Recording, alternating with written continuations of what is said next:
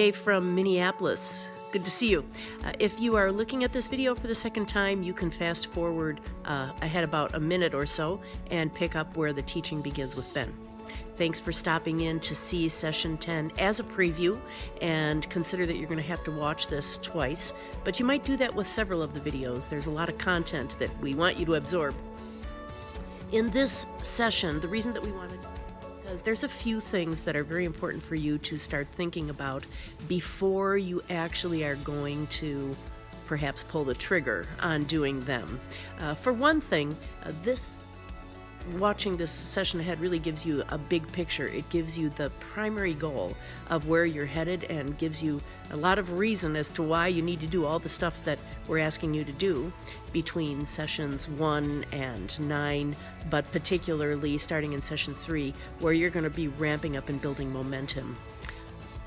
In the midst of all of that, you're going to be looking for a few things. It's very important to get on your radar. So, for example, hiring a worship leader. You need to start putting feelers out and talking to people and seeing who's out there.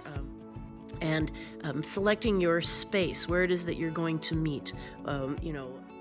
There's people in the area that you should be talking to see what's available and looking around and seeing what the cost is on all of these things. And then calendaring some of your preview services. You might do some of those actually quite early, and it really depends on your context, and you'll be talking with your coach about all these things. But thanks again for stopping in, and dive right into the teaching for Session 10. So here's Ben.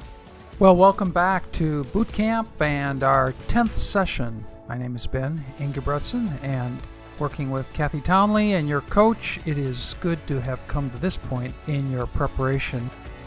This is a first exposure to think about the principles and the practice of successful launching. Launching is perhaps the most critical episode in the life of a new church, because if you launch small, you'll probably stay small. It's just something that happens in creating the mental footprint of the ministry. We want to strongly encourage you to consult with your stakeholder team and make sure that you don't launch prematurely. If you launch small, you may need to launch again. And that sends signals to your launch team that you launched poorly the first time, that your leadership maybe is less than reliable. It requires additional resources to be expended for promotion when you go around a second time.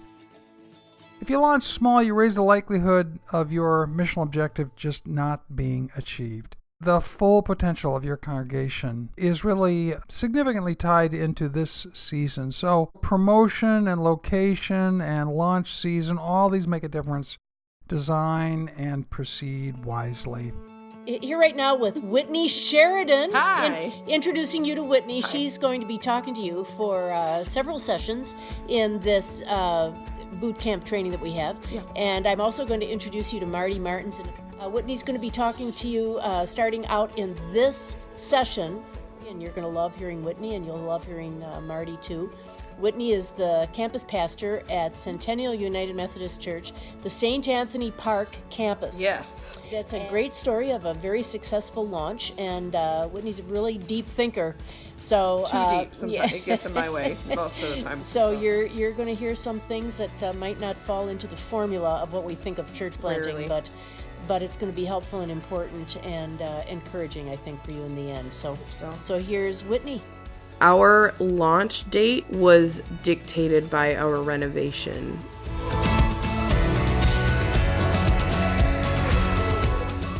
Our chairs were late, but we launched on metal chairs. We had this contemporary service, we had this beautiful building that was like 80% done, and we said, well, we've set this date and we're going for it. This is not how I would recommend anyone else doing it, but we did it. Hallelujah. God works. The biggest milestones in pre-launch and getting ready to launch, and when you know you're ready to launch. Buy-in by a sending community from the stakeholders, the folks that are taking the biggest risk. If you're doing multi-site, making sure that even if that community or that congregation isn't going to be the people that are worshiping at your new place, that they feel like they're a part of it, and they feel like their support, both financial and spiritual and resources in all sorts of different ways, is a part of their faith, is a part of their faith journey. buy-in with the community. St. Anthony Park kind of functions as a little small town in the middle of urban St. Paul. So we knew that this 150-year-old building, even if people didn't worship there, they had some memory of this building. They had some memory of something that happened out of this congregation or this building. So we knew that folks were going to be curious, and we had heard from the congregation that came out of that building that, lots of people want to know, and lots of people care about what's going on in there. So we started posting weekly renovation updates as videos to a website that was sapreno.com, and we put that on the front of our building during the 6-month renovation process. So folks that were driving by that had never been part of St. Anthony Park United Methodist, that had never been part of a church, but just knew it as a building in their neighborhood, who still thought they had a say and had a stake in what was going on there, could keep up and kind of get excited about what was happening in there. We did weekly renovation updates. We always tried to link it to, if this is a change we're making, this is why we're making it and how we want it to serve the community.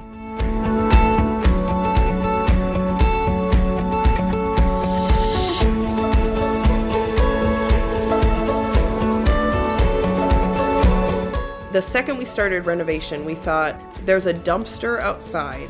People are going to wonder what's going on. So we launched December 4th of 2016. May and June is when we started to do community events and splash events. No one has ever heard of Centennial United Methodist Church in St. Anthony Park. No one knew that this church was going through this merging process. So we did our best to get our name out there. The second the merge was official, we were out in the community and I was introducing myself to community leaders. We were throwing splash events and movies in the park.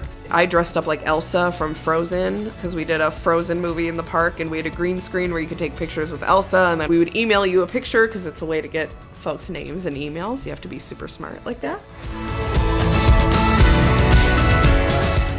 Just don't stop moving. Pre-launch is exhausting, and there's no way to sugarcoat it, and I don't think it's helpful to go into it thinking it's going to be any different. You are perpetually thinking about how can you be public? How can you get to know people? How can you make a name for yourself? You're spending money, conference dollars, if your annual conference is helping you.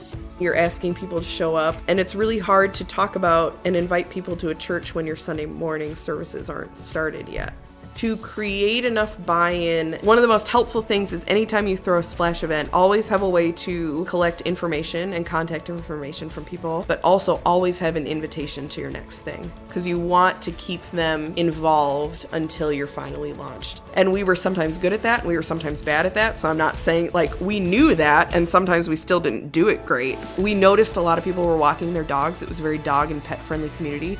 So we decided to throw this movie in the park, 101 Dalmatians, but we also had pet trainers there. We had pet toys. We were raffling off different little pet and dog friendly kind of Bart Box-esque things. We had a caricature artist that we asked specifically if they could do pets and owners and their pets, little caricatures. In January, we offered a call to the font to be baptized for the first time if you feel so led and had never been baptized. I had a woman that had never been baptized, actually, is someone that come to an event in July. And we didn't open until December. That was the first adult baptism I've ever done. Pretty cool. The thing I will say to you, O planter that is listening to this, do not doubt the leader that God has called you to be. I, in coming into this, felt inequipped to do this work. I wasn't entrepreneurial enough, ambitious enough. I didn't have the kind of fight and tenacity that so many of my church planter colleagues around me had. And yet, God called me to this, and God called me to plant in this community and use the gifts that God did give me to the benefit of this community. And so there was a lot of soul searching that happened, and that happened with you, Kathy, as my coach. Dark nights of the soul, where you think that you're not cut out for this, and yet, if you're doing it and if you're willing, then you are. 1 Peter 5. I'm speaking to you, pastors, shepherds of the church, leaders of the church, who are called to lead the church, not because you must, but because you are willing. I didn't ever feel like if I wasn't a pastor, I would die, but I thought that I was willing to do this work. And there are ways that is hard and sometimes heartbreaking work, but if you are willing to build the church and to reach people that are not currently being reached by the churches that exist, that willingness will serve you, and God will work through your willingness.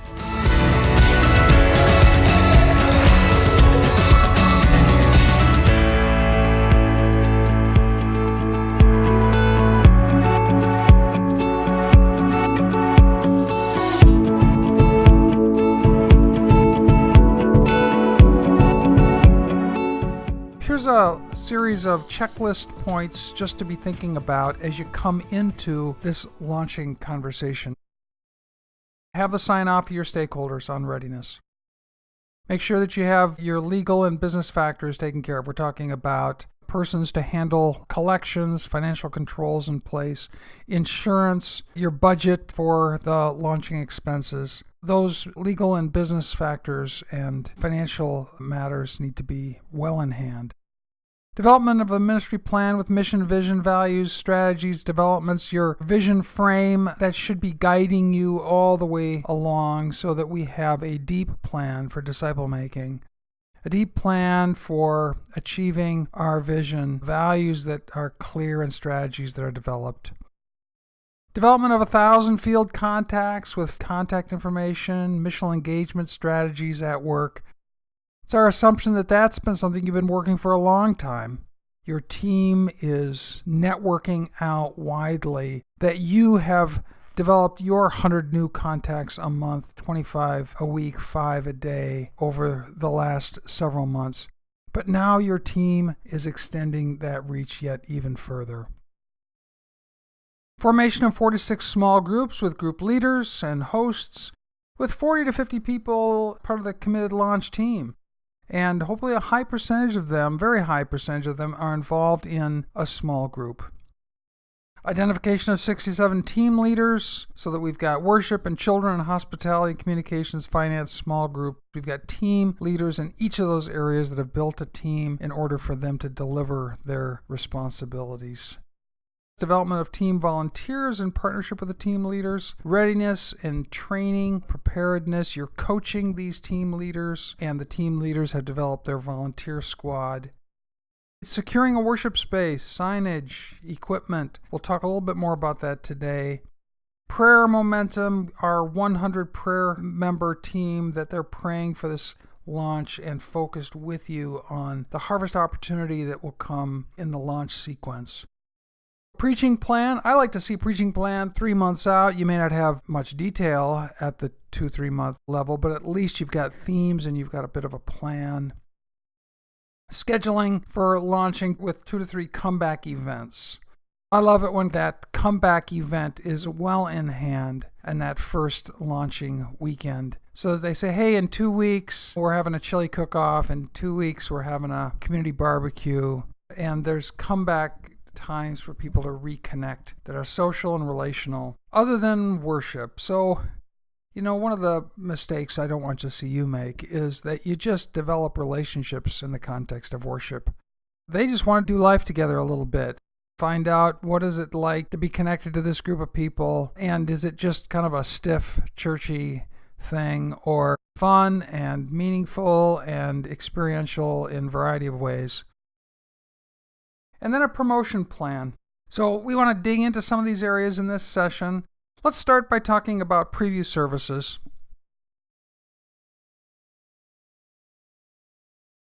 Preview worship is a very important time for you to beef up a few areas of your project, including hosting public worship, practicing invitation, and building momentum. You are currently on session 10 of the bootcamp material, and that means that your project is approximately a minimum of about 3 months away, or maybe a little bit longer. If that's true in your case, then you'll be starting preview worship within about the next month.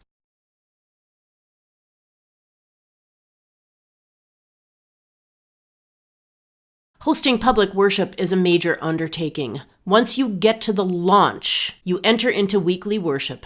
In preview worship, your efforts are not weekly. Instead, you might have a service on one Sunday during the month, or perhaps 2, or they might be spread out further apart than that, like every 6 weeks, especially at the beginning of preview season.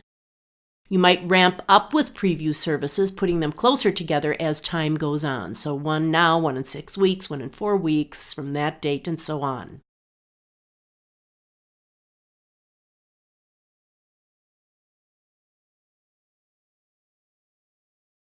The number of times you offer a preview service depends on how much time in between now and your launch.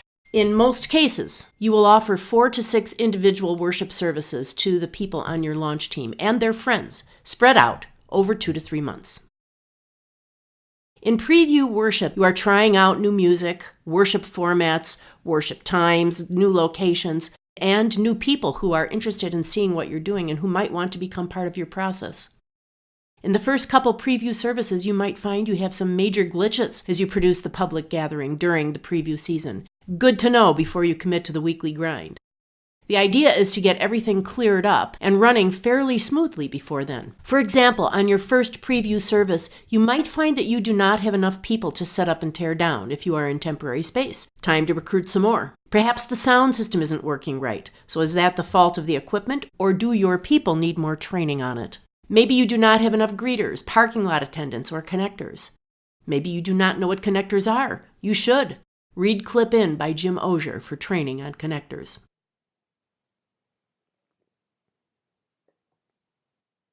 Holding a preview service exposes all of these things and gives you the opportunity to fix them before you get to your public worship production. New people that attend public worship have chosen not to attend your operation as you were figuring things out. By the time you get to your launch, the expectations of persons and seats is going to be very different than they are right now. The only people that are attending preview services are on your launch team and persons they invite personally. No outside signage on the way to the building. Nothing about public advertising is going on at this time. You won't have walk-ins at this time.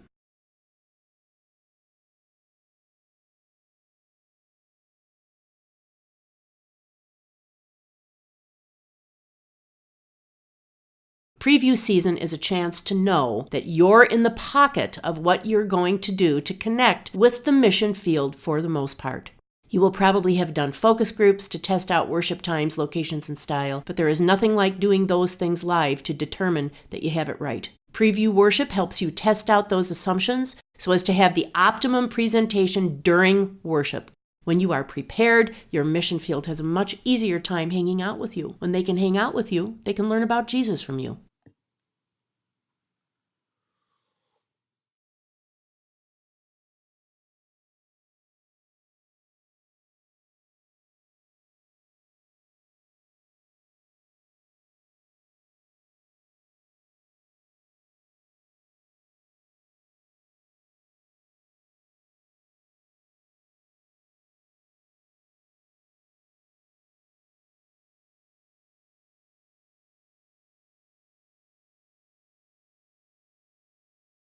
If you do not have a worship leader yet, now is the time to start finding one. When you hire your worship leader, it's nice if that person can have a little bit longer runway to develop other musicians. The preview services are a time for your new worship leader to get familiar with your congregation and put some systems in place for producing quality music for your launch. If you listened carefully to Session 8, then you have probably started putting a worship design team together and perhaps also a sermon writing team. You therefore probably have an evaluation process built into your system because those teams operate on a level of self-awareness and carefulness about what's working and what's not working that other teams might not. In Building Worship Bridges, we talk about the evaluation process in Chapter 8 and how to have an unoffendable spirit when it comes to hearing feedback. You can extend that evaluation process to all the teams that help put public worship together. The project leader really leads the way on that. Nothing is off the table when it comes to critiquing how things went during the preview process. But do remember this. The heartbeat of effective critiquing is making sure that your critique is not personal preference, but instead what is working for the mission field. You can ask persons in seats too what they thought, but be careful about that. Only ask people that you know will be truthful and not try to people please you by telling you what they think you want to hear, and also that will not tell you what you should do differently because they didn't like what you did personally. Useful feedback is always in light of the mission field. How you get people to your service is another area that sets preview worship apart from your worship launch. About 6 weeks prior to your launch, you'll start your paid advertising, like direct mailings and door hangers. That means at least 2 months before your launch, you have to put some things in motion to have your paid advertising ready. You'll also do personal invitation for your launch, which is the number one way new people will come, on the arm of a friend. You need public paid advertising to create a greater awareness in your area and tap into the law of large numbers. But you still need personal invitation because it's effective and because you want people to invite and never stop inviting. That is the mark of a growing Christian. We invite new people because our purpose and mission is to make new disciples of Jesus Christ. So preview worship is a time to help your people really get serious about invitation. They've been inviting friends to be part of the launch team already and have been inviting people to be part of small groups, and inviting new people to be part of worship is the next level of invitation.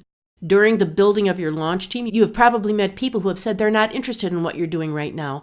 To wait till you launch, not as you are ramping up, to invite them. Some of those new people will be interested in being part of a preview worship experience. Also, public worship attendance is truly the pinnacle of Christian life. We gather to praise God in Christian community. Things happen in the public worship space that do not happen elsewhere in terms of how we experience God. Some new people can be transformed in public worship who have not made a connection in other aspects of church life. So teaching your people to invite during preview season rounds out the invitational process for them. That really brings up the other side of invitation, which is prayer. Research has shown that churches that are good at invitation and evangelism also have a very high value of prayer. As you focus on preview worship, hunker down in prayer to discern who you are going to invite to this preview service, and then the next preview services, and on down the line. Teach new people to pray in this way too, that have come to the preview service anew, as they think about their friends. Invitational churches are praying churches. You just cannot get around that. Another way to spur invitation is when the leader of the project is the primary inviter. The most effective way to help persons in seats practice invitation is to help them pray for one person and invite one person at a time. If you try to get too ambitious by asking them to invite everyone they know and everyone they don't know but run into, it can become overwhelming. You want invitation to stick and bear fruit. On the other hand, invitational practices for the project leader are at the opposite end of the spectrum. You have been inviting and growing your launch team personally, and in some ways almost single-handedly, as you have been out in the community for perhaps 70% of your entire work week for weeks and weeks and weeks now. If you haven't been doing that, then it's probably not going to work to have your launch team invite. Preview worship is a great time to talk about what you've personally been doing to invite people and how you've been praying about it and what God is showing you about reaching new people. Talking about invitation is something that should continue even after you launch. When you tie invitation to each preview experience, you create momentum in ramping up to your launch. At every preview service, you have an opportunity to build your attendance numbers by adding approximately 20 to 30% new people. If you have your first preview service with 40 adults, then your next one should have about 48, and so on. If you have 6 preview services, you will easily be over 100 in your launch, minimum. That puts you at a launch of about 200 if each person there invites one other person and you double your numbers. That is, if all goes well, in a perfect world. Growing the attendance by 20 to 30% at each preview is an excellent goal to create the kind of energy that can overcome the mistakes you are bound to make. In order to maximize the impact of what you're doing as the leader during each preview service, it will be important for you to know who is going to attend. Talk to your launch team and make sure they're all planning on each attending each preview service as it comes up, unless there is some extenuating circumstance in their life that might forcibly keep them away. And also talk with them and ask them who they're praying for and who they're going to invite. Get a number. This kind of practice translates to the high commitment church process of discipleship. After you launch, you might tie church membership to invitation and prayer, since growing Christians are growing in those aspects of their spiritual life. Help your people think of ways to get their friends even to preview services. Perhaps they can offer to pick them up, go for coffee or lunch, or even an adult beverage after the preview worship experience. This is a practice that can continue after launch. During preview season, you are ramping up to launch. We will be talking about the launch specifically a little bit later in this recording. But just understand one thing, your launch is a time of celebration. You have accomplished so very much. So make the most of preview season to be ready for the time when you look back on your work and you say, yes, this is good, and God is so very good all the time. All the time, God is good.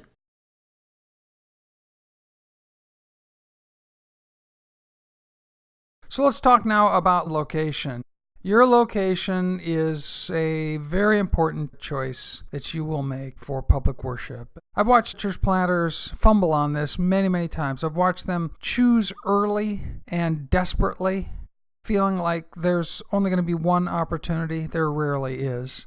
It's important that you choose wisely, because if you choose in a location that does not fit your demographic, you've made one of the first mistakes around location selection.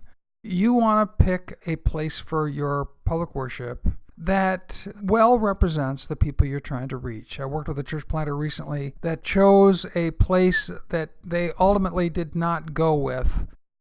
And it really represented a setback, as they recognized that their first choice was not in the demographic sweet spot of where their people were coming from. There can be some negotiation on this, but I think it's also a reason not to select too early and to be mindful and networking of as many possible places. Public schools are probably the ideal place to worship at. They're public. People already know their way around that place. They've been there. It feels a little less threatening, perhaps.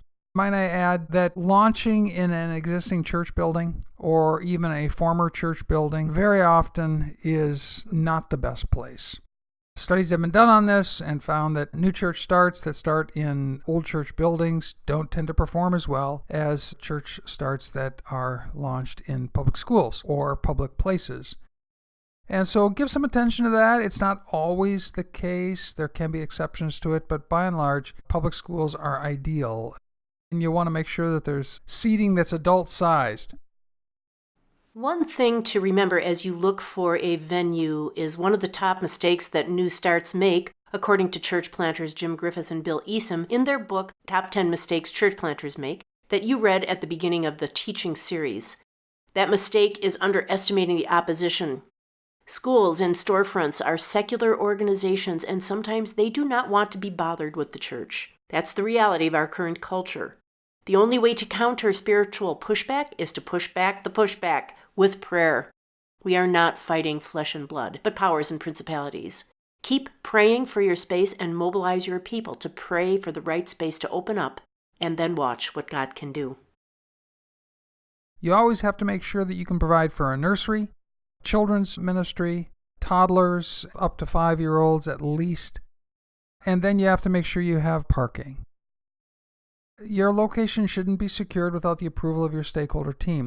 There can be a lot of pressure and a lot of anxiety and a lot of uncertainty around that. So you want as many minds around the table thinking it through carefully.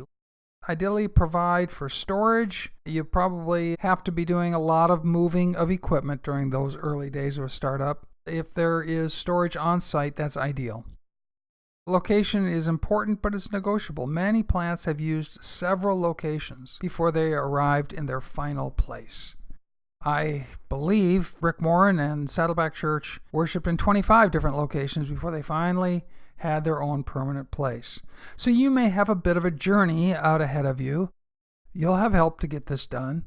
And ideally, you'll secure your worship place 2 months prior to launch, and so that you've got time for preview services and then are ready to go after your public launching.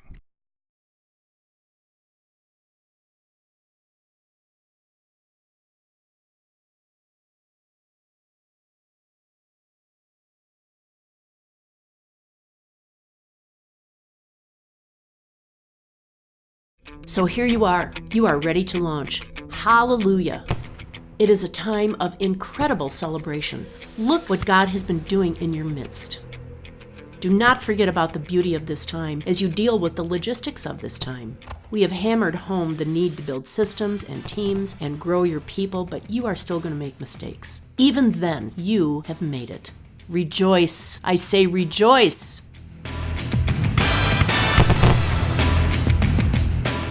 For this reason, your launch is not really one and done. It's not one Sunday. It's actually a full month. It's 4 Sundays in a row. Each one of those Sundays is another time of celebration and an opportunity to go very public in what you're doing. If you launch on just one Sunday, you are likely to miss several people that could not make it on that day, but who really wanted to attend. If you launch on just one Sunday, you are likely to have a significant drop-off of attendance the following Sunday. 4 Sundays in a row give you a chance to spread out attendance over the 4 weeks, especially if you do something that is very engaging for your mission field on each one of those Sundays. For example, if you are meeting in a school, be sure to have the school principal come to one of the Sundays. If he or she is a person of faith, you might be able to have him or her offer about 3 or 5 minutes of personal testimony of their own faith journey. At the least, he or she can talk about the importance of the school and the faith community and working together to bring hope to the neighborhood, whether or not that hope is specifically Christian. Schools are culturally very secular organizations. You could even have a teacher share a testimony. You can do the testimony live or have a recording of it. Look at the testimonial videos of Embrace in Sioux Falls, South Dakota that are on YouTube for some inspiration. You do not have to do a testimonial video that is that level of quality. You can offer something a little more low-tech and personal, but you'll get the idea on the impact of a personal testimony by watching those videos. If you have a teacher that shares a testimony on video and you offer communion that day, you can have the teacher help serve communion. You might follow up with the blessing of the backpacks after the worship service for all the school kids in your midst, and the teacher or the school principal can help you with that. That's just one Sunday. Think about all the people in town you've been networking with as you've been ramping up toward launch. All of those people might make great presenters alongside you during the public worship service for that launching month. Maybe it's the mayor or police department or fire department or nurses or doctors or lawyers, all of whom might be interacting with people in the community every single day and have a vested interest in seeing what the church can do to bring new life into the community. Each Sunday should be special. Each Sunday should be promoted. That means that about 3 months before your launch, you will have to start to determine who is going to do what. Get lined up with your speakers, presenters, and advertise who's going to be there on what day in your promotional paid advertising. And then invite. And when the pastor gets up to speak, you can piggyback on the testimonies and presentations of the various people that have come forward to help you launch. Ben has some ideas about a great topic to preach on, and he'll tell you that in a minute. Tie your sermons to Facebook interaction and small group topics and other things, as we described in Session 8. Offer a comeback event during this time, a way for people to interact outside of the worship experience. All of that has to be planned and put in place well before you get to your launch. Mobilize your people for the optimum celebration.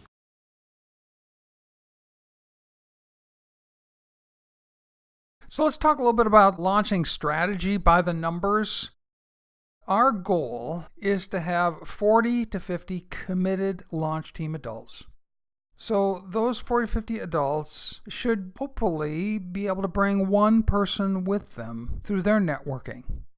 If each of them is challenged to invest and invite. Tom Arthur, Sycamore Creek Church, United Methodist Church, who grew a significant ministry with multiple sites, church in a diner, church in a laundromat. You may know Tom. He drove home with his people over and over and over and over again that as he is investing and inviting in his neighbors, they too should invest and invite. Spend time, get to know, build relationship, and invite. And give your people tools whereby they can make those invitations. A business card size that has your address on it and has your preaching series on it and the key dates upcoming is a tool that people can use. Perhaps a logo on there. And then on the flip side, if it's a fold open business card, so it'd be twice the size of a business card, you might be able to put 3, 4, or 5 Sundays with a sermon topic. If we have 40 to 50 adults invited by the launch team, that gets us to 80 to 100 adults coming. And then if another 40 to 50 will respond to your mass promotions, that should be able to get you to about 150 people for your launch. Let's say you lose, even half of them. If you've got 75 to 100 adults remaining connected, that gives you a base from which to build. A group of 75 to 100 minimally gives you a base for a ministry of some size and significance and sustainability. If you're much smaller than that, the sustainability issue becomes significantly compromised, and you're looking at a part-time appointment perhaps or less. And so those are our goals. Those are our launching strategy numbers. We have to hit these numbers together in the kind of model of startup that we're aiming at here, which we'll just call, for sake of discussion, a large launch, a full appointment launch. These numbers become predictive of how we're going to make the pathway towards sustainability in the years most immediately coming. Personal invitation is the number one task of a launch team member. Personal invitation is the number one strategy for launching large. Providing invitation tools.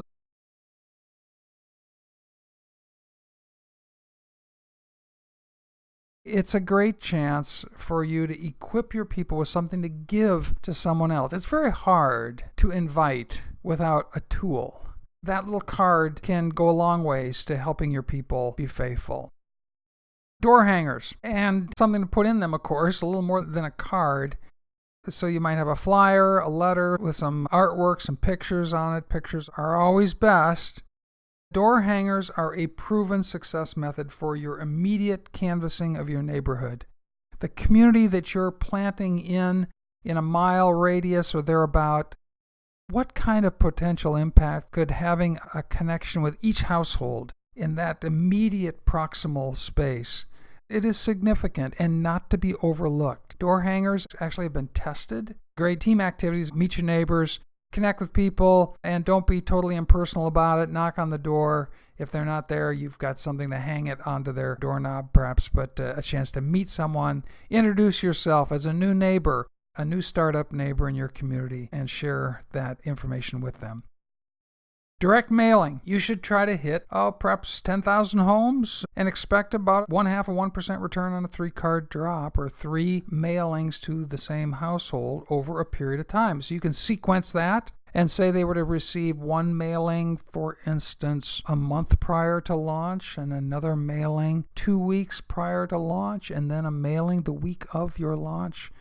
And then perhaps even another mailing sequence as you come to the first, perhaps, holiday season after that, and working that same mailing group. That's a strategy that bears fruit if it is done over time in consistency. And so to identify a mailing list and begin to work that list, probably not mailing to them every week or even necessarily every month, but pay attention to seasons once you get past that launch. Seasons of the year where you want to reactivate that mailing list. Great source that can help you do this. I've listed their website there, Truth Advertising. They can help you put together kind of a one-stop shop for selecting a theme, and they've got some attractive, kind of catchy ways of communication strategies, and then you can insert your specific data, your specifics around your location, name, etc., and they will mail it for you at a reasonable price. Social media, kicking all that into high gear, and the person that you have on your team that has that responsibility. Direct mail and follow-up to your 1,000 contacts. We come back to these folks. Those individuals that you have built relationship with now and gotten contact information, now's the time to communicate with them, ideally to communicate with them personally. And this is time intensive. I mean, this means saying, hey, for a couple of days in the mornings or in the afternoon or in the evening, I'm going to get on the phone and make phone calls. I'm going to get on the email and send invites. I'm going to hit up my social media network and make invitations. And you're really working the law of large numbers here, that these invitations delivered again and again will begin to solicit a result.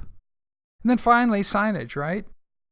Don't make the mistake of not having good signage, having someone responsible for signs up, signs down every weekend is a part of the team building, and someone on your team will do that enthusiastically. They'll say, hey, that's my kind of thing. Don't put me in front of a group of people playing an instrument. Oh, for goodness sakes, don't put me in a door shaking hands and welcoming. I'm too shy, I'm too clumsy, I'm too non-musical, but doggone it, I can put up signs. Make sure your preaching series is one that will reflect the uniqueness of this season that you're in. And can I make a nice pitch here for what I think is one of the best preaching series I've ever heard associated with launching a new church? You can find this. Dave Ferguson's written the book with the title, Finding Your Way Back to God.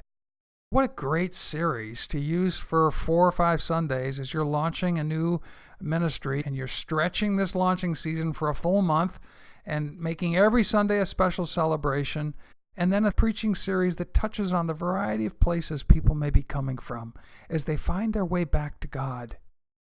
Some people may be coming from having had a bad church experience. Oh, what do you talk about whenever you say, hey, finding your way back to God from having lost my way, right?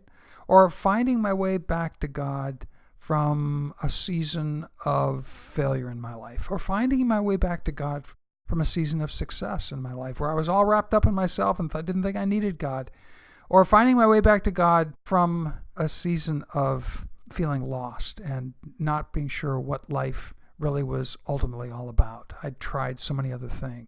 Dave Ferguson does a great job in his series, Finding Your Way Back to God, to help you build out a season of preaching associated with your launching. You can arrange your promotions around this launching season, and you can really, I think, accomplish a great deal if you think larger than a day for sure, larger than a week. This is kind of like choose your own ending. You get to pick the first ending if you are previewing this. If you're actually back here learning this for the second time, jump ahead about a minute more and you'll hear Ben's action items, which are going to be very important for you. But if you're previewing this video, it would be great if you could think of a few things. One would be your worship space. You don't have to pick a space yet, but you can start praying about it and getting it on your calendar about when you really need to have that space.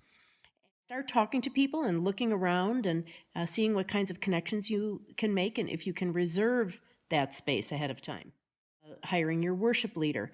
You want to start putting out feelers as soon as you possibly can. It's going to take some time for the right worship leader.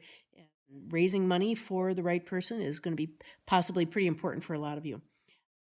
Hosting preview services and starting to put those things on your calendar.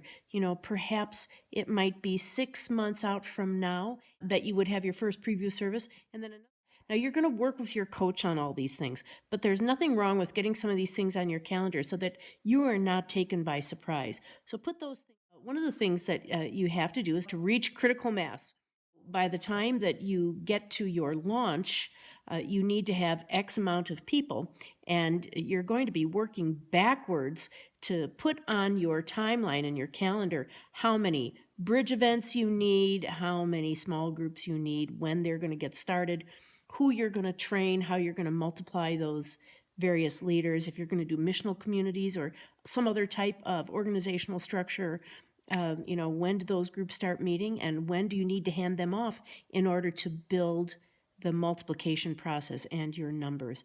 And so you're going to fill in all the content starting on session 1 now moving forward.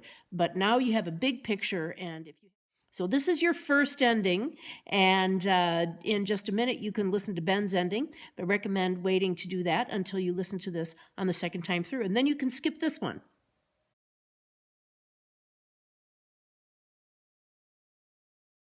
So let's go for a few moments then to your action steps coming out of this session. Number 1, review the launching checklist for any gaps in your readiness. Number 2, secure a location that your stakeholders approve of. Number 3, hold a team meeting with your key leaders to review your readiness and equip them, coaching them, and evaluating your site and equipment readiness needed for preparations. Calendaring your preview services in your launching month. Designing your promotional plan and your communication tools. Having those tools distributed in the hands of your people well in advance so that they can use them. Equipping your launch team with promotional tools and further work your promotional plan. And now we're talking about, again, the door hangers and the social media and all those things. And then planning comeback events. Other than just come back next week for worship, they might want more. Folks are coming with a relational objective. Pay attention to that. Be creative. Let your team brainstorm and come up with a great series of comeback events. And then the importance of prayer. We want to pray and get your team praying so they have eyes of faith, so that they'd have eyes of trusting God and eyes that are directed towards that new person that comes.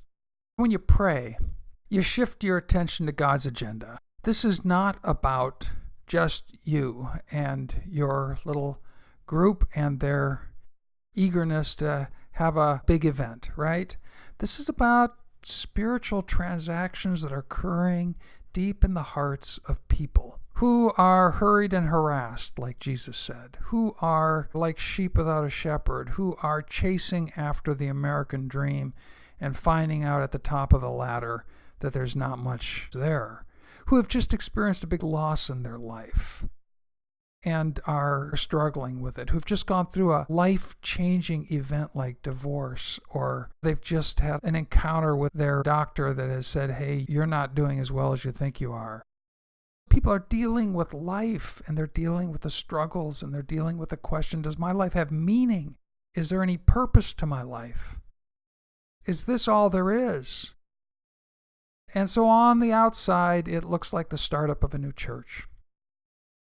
On the inside, it looks like people wrestling with the tragedies and the struggles and the big questions of existence and God and Jesus. And what does all this mean?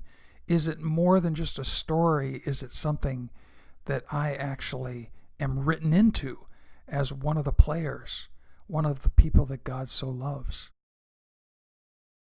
This is a reason to direct your team to pray for spiritual harvest, pray for spiritual fruit. And that's my prayer for you. I know that's a prayer of your coach. That's the prayer of our cabinet. That's the prayer of our bishop. That your ministry would be all that God would have it be for the sake of the kingdom of our Lord Jesus, for the advancement of his witness in the world. So let me just close this boot camp series with a prayer. I encourage you again to work with your coach around the action areas for today. But now, God, thank you for walking with this planter. Thank you for being with them in their work.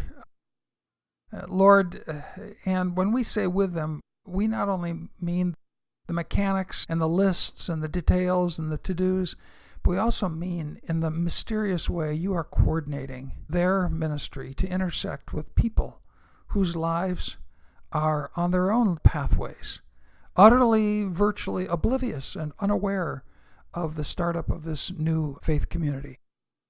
And God, we pray for a collision of grace, a collision of hope and love, and that the very witness of Jesus Christ in the world would be extended through this startup. Pray for their team, pray for each member, pray that they too would be energized and focused and on their toes and graciously sharing the good news of Jesus through sharing the launch of a new faith community, a new Jesus community in their town. And we pray, Lord, for all the effectiveness that you would have take place through this ministry. So thank you for hearing our prayer as we've offered this in Christ's name. Amen. God bless you.